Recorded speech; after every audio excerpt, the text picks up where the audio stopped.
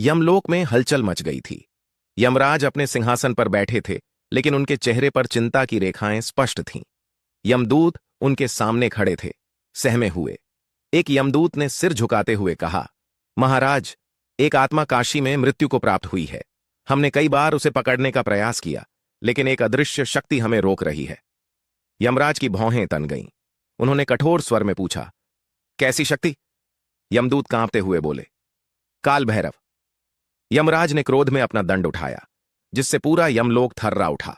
उन्होंने गरजते हुए कहा, काशी हो या कोई और स्थान, मृत्यु का अधिकार मेरा है। अगर कोई मेरे कार्य में बाधा डालने की कोशिश करेगा तो उसे दंड भुगतना होगा। यमराज ने स्वयं धरती पर जाने का निश्चय किया। उनके विशाल रथ के पहिए गरजते हुए घूमे और वे अपने यमदूतों के साथ काशी की ओर प्रस्थान कर गए। काशी में एक वृद्ध संत ने अपने शिष्यों से कहा, यमराज यहां क्यों आए हैं? क्या कोई अनहोनी होने वाली है?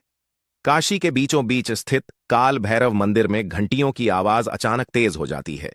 मंदिर के द्वार अपने आप खुल जाते हैं और गर्जन के साथ काल भैरव प्रकट होते हैं। उनकी आंखों में भयंकर ज्वाला जल रही थी।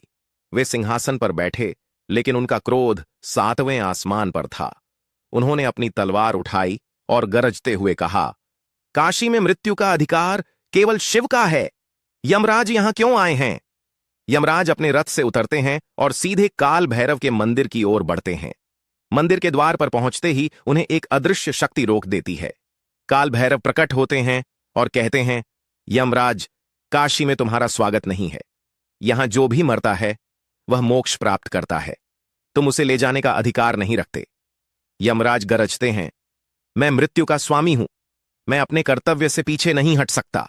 काल भैरव की आंखें जल उठती हैं। उन्होंने अपनी तलवार निकाली और कहा, तो फिर युद्ध होगा। यमराज ने अपना दंड उठाया और काल भैरव ने अपनी तलवार। दोनों महाशक्तियों का टकराव शुरू हो गया। पूरी काशी में अंधकार छा गया। बिजली कड़कने लगी और पृथ्वी कांप उठी। यमराज ने अपने दंड से वार किया, लेकिन काल भैरव ने उसे अपनी तलवार से रोक दिया। दोनों के प्रहारों से आकाश में भीषण गर्जना होने लगी। स्वर्गलोक में इंद्र, ब्रह्मा और अन्य देवता यह युद्ध देखकर भयभीत हो गए।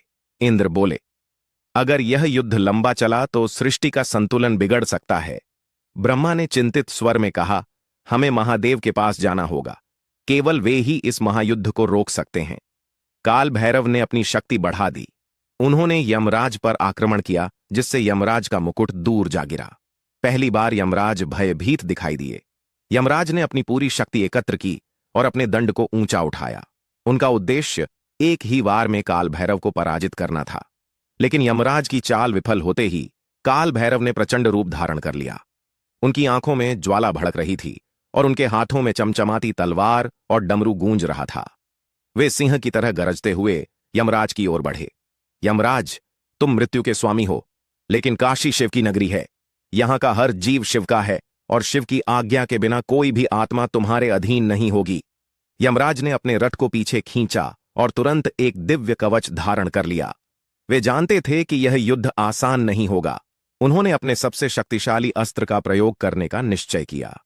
उनके दंड से एक प्रचंड अग्नि निकली, जिसने चारों दिशाओं को जलाना शुरू कर दिया। काशी जल उठी, गंगा के जल में उबाल आ गया और देवता भी इस भीषण मंजर को देखकर भयभीत हो गए। लेकिन तभी काल भैरव ने अपनी तलवार उठाई और एक ही प्रहार में यमराज की अग्नि को नष्ट कर दिया।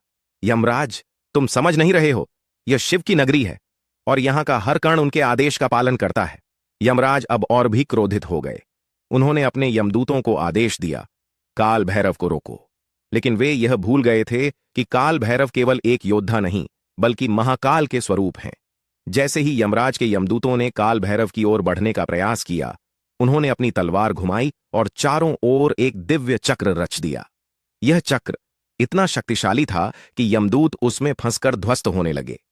काशी के लोग घाटों पर खड़े होकर यह अद्भुत दृश्य देख रहे थे। वे सहमे हुए थे, लेकिन उनके चेहरों पर विश्वास था कि शिव के भैरव अवश्य विजय होंगे। तभी काल भैरव ने अपने पैरों से पृथ्वी पर प्रहार किया। धरती कांप उठी। यमराज का रथ असंतुलित होकर पीछे हटने लगा। काल भैरव बोले, यमराज, यह काशी है। यहां शिव का शासन चलता है। अगर तुमने आगे बढ़ने का प्रयास किया तो यह तांडव पूरे यमलोक को हिला देगा। यमराज पहली बार विचलित हुए। वे जानते थे कि काल भैरव को पराजित करना असंभव है, लेकिन वे हार मानने के लिए नहीं आए थे। धीरे धीरे कुछ लोग काल भैरव के पास जाकर प्रार्थना करने लगे। भैरवनाथ, यह युद्ध रोक दीजिए, हमें भय लग रहा है। लेकिन काल भैरव मुस्कुराए और बोले, डरो मत, यह युद्ध सत्य और असत्य का है। सत्य हमेशा विजय होगा। काशी के कुछ आर्ष मुनि इस युद्ध को रोकने के लिए आगे आए। उन्होंने गंगा तट पर यज्ञ करना शुरू कर दिया और शिव का आह्वान किया, हे महादेव, आप ही इस सृष्टि के पालन करता हैं, कृपया इस विनाश को रोकें। यज्ञ की अग्नि धधक उठी और आकाश में एक रहस्यमय प्रकाश प्रकट हुआ। जैसे ही यज्ञ की अग्नि प्रज्वलित हुई, कैलाश पर्वत हिल उठा। महादेव स्वयं प्रकट हुए। उनका दिव्य स्वर काशी में गूंज उठा, यमराज, तुम अब भी अपने अहंकार में हो। काशी मेरी नगरी है, यहां जो भी प्राण त्यागता है वह मेरे संरक्षण में रहता है। यमराज ने अपने हथियार नीचे कर दिए। वे झुक गए और बोले, महादेव, आपकी आज्ञा सर्वोपरि है, मैं यह युद्ध समाप्त करता हूं। काल भैरव ने तलवार वापस म्यान में रख ली और गर्जना करते हुए बोले, काशी में मृत्यु का अर्थ मोक्ष है और मोक्ष केवल शिव की कृपा से ही प्राप्त हो सकता है। जैसे ही युद्ध समाप्त हुआ, काशी में भव्य उत्सव मनाया गया। लोग खुशी से झूम उठे, घाटों पर दीप जलाए गए और भैरव अष्टमी के रूप में इस दिन को पवित्र मान लिया गया। जिस आत्मा को यमराज पकड़ने आए थे, वह शिव के आशीर्वाद से मोक्ष प्राप्त कर चुकी थी। ऐसी ही अद्भुत और रहस्यमयी कथाओं के लिए डिवाइन मिस्टिक चैनल को अब भी सब्सक्राइब करें। मिलते हैं अगले वीडियो में। धन्यवाद।